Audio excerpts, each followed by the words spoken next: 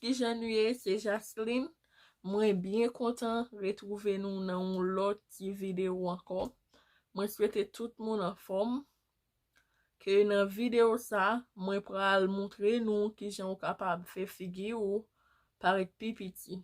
Par exemple, j'en figure si moi vle shape là, j'en forme figure montrer nous qui technique ou capable utiliser dans maquillage qui j'en ou capable faire des petits. Moi dis merci à tout le monde qui est abonné sur channel là, moi vraiment apprécier ça.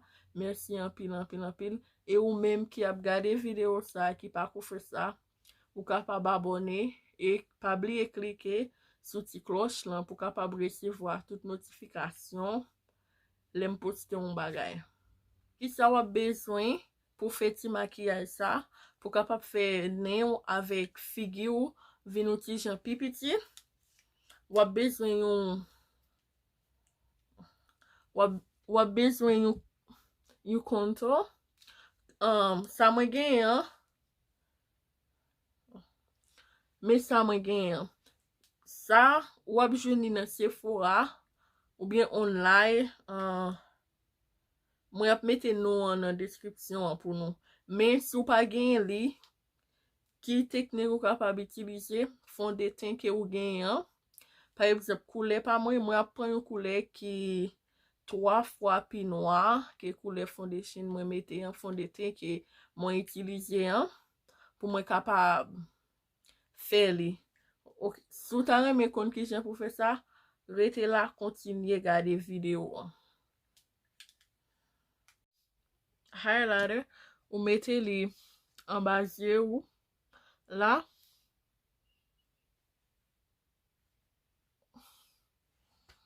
Pour la moi pour le blend li.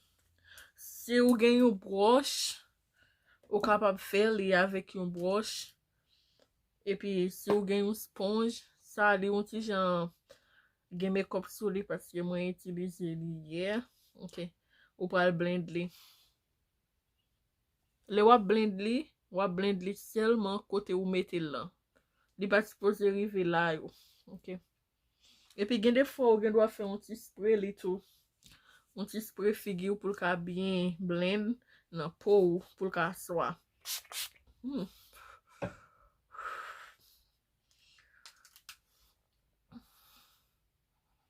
Le wap blend li c'est tant pour connaît en base yo, l'on mette fond de teint là, bagay qui liquide, li toujours ap fait trace yo. Bien blend li pour pas quitter trace. Même si vous figure un petit jan paret blanche, pas paniquer de ça. OK, so kounya la m'pral prend contrôle. Ça qui un petit jan bakon bakon c'est li gen un nom en créole. Bakon c'est ça. OK.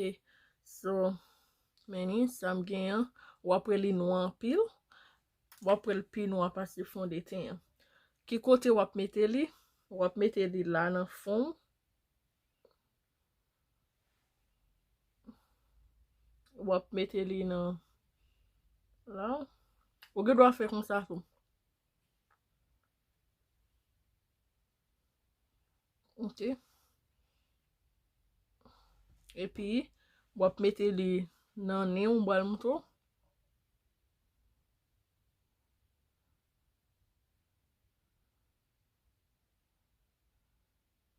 Le wap mette li bat pour mette li en bas souci ou le ou blend li pour li pas tant ou après en bas souci en découlé li pas faible.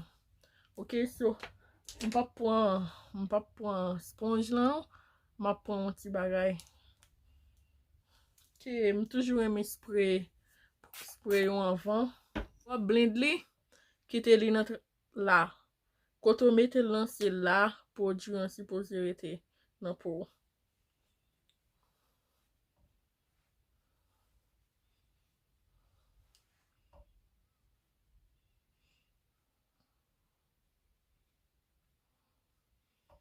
Et puis ça, l'autre bagay li.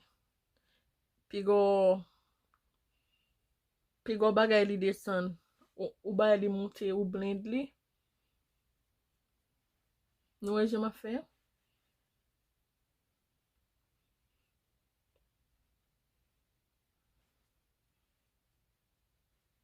Même si ou tras nan, kou fin bagay, wap ranger li, konya nou pral pounen. Le wap bagay li, ou pa bagay li kon sa, ou bagay li. Tak wap pousse produit an pa de yo.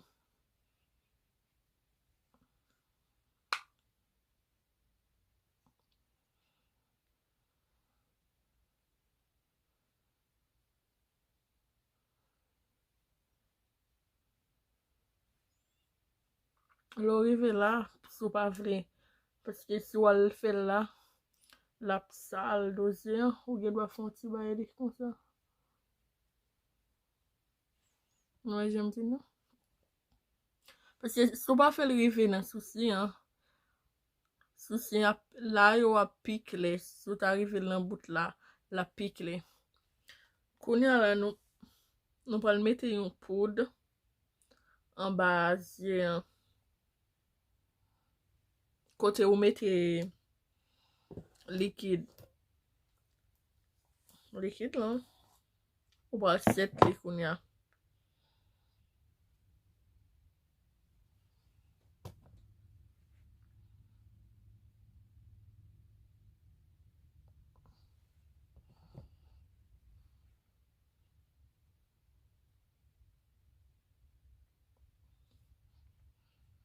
Kounya ou pal pran yon broche pou kapab retire tout poud blanche lan, baking powder, pou kapab retire yo.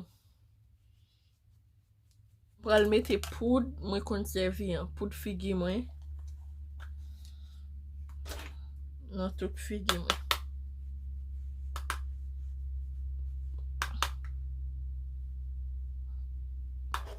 Même si nou e figi blanche, koum spray li bagay sa yo. E pi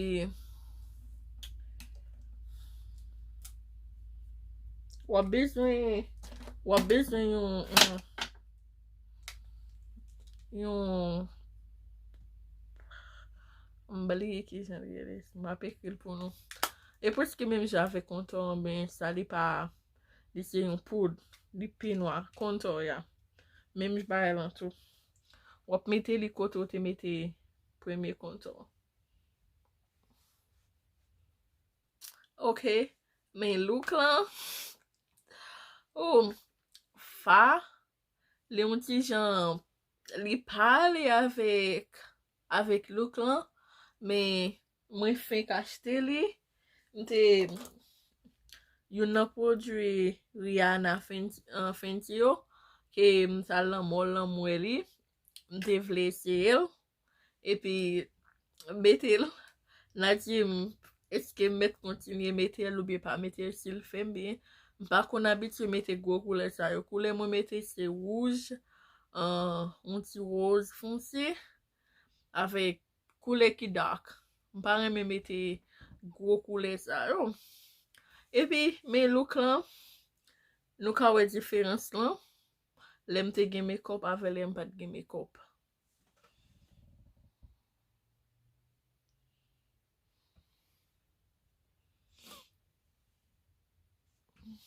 Mwen di tout moun mersi ki te pran tan yo pou yo te gade video sa.